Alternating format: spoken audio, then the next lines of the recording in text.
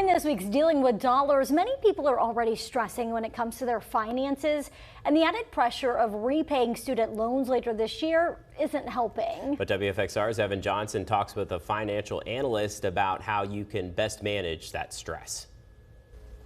Well, with the way the economy has been going lately, a lot of people are finding themselves stressing out about their finances.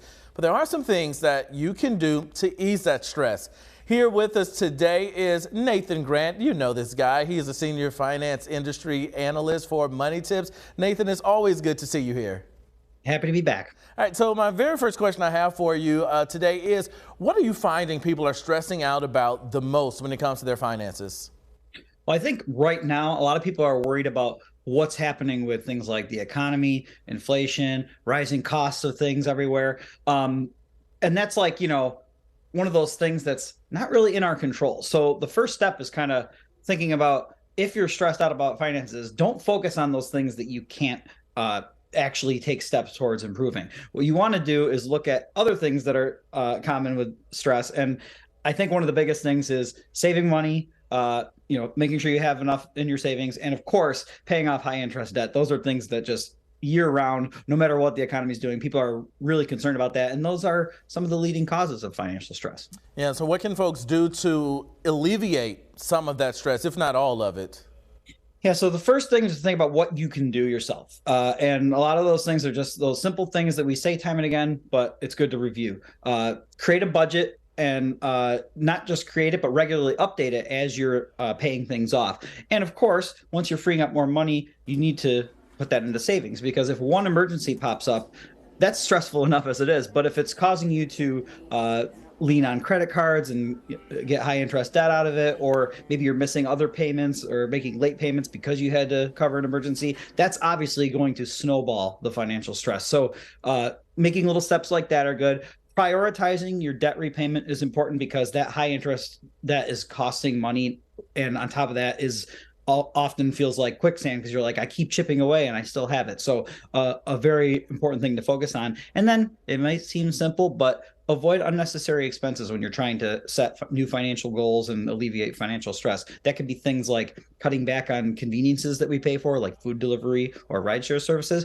But even something I'm guilty of, maybe you have a subscription service that you aren't watching any shows on and you're still paying for, or a gym membership that you haven't used in a while. Even taking a few months off from paying for something like that can put more money back into those things that could help you alleviate stress. Yeah, I know I'm guilty of a couple of those things as well, Nathan.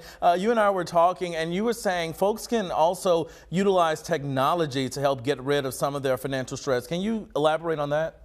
Yeah, so I think one of the things we have to remember is right now we have more tools at our disposal than ever before, than any time in history when it comes to managing financial stress. So the first thing you want to do is look at the things like apps that are out there, because not only do most banks and credit cards have their own robust apps or online portals with tons of options that can help you pretty much do everything you need to do with your accounts, but there's also standalone apps that are built around educating and helping you take action on good financial habits. Things like Mint, Credit Karma, Rocket Money. They're going to help you with those things like budgeting, with those things like saving, and of course, building your credit scores, which help you get better rates and deals on other financial things that might be causing stress down the line, like loans and other credit cards and stuff like that. All right, Nathan Grant, as always, it is great having you here. You always provide us with some great advice, and we appreciate you. Thank you so much. You're very welcome. Now, if you missed any of Nathan's advice, all you got to do is check out the Dealing with Dollars webpage over on WFXRTV.com, where you're going to have this story as well as many more tips given by Nate on that webpage. Back to you.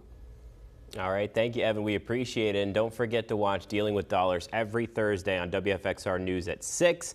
And if you have a Dealing with Dollars story idea, let us know by going to WFXRTV.com, clicking on the Community tab, then the Dealing with Dollars tab. There you'll see a place where you can submit those ideas.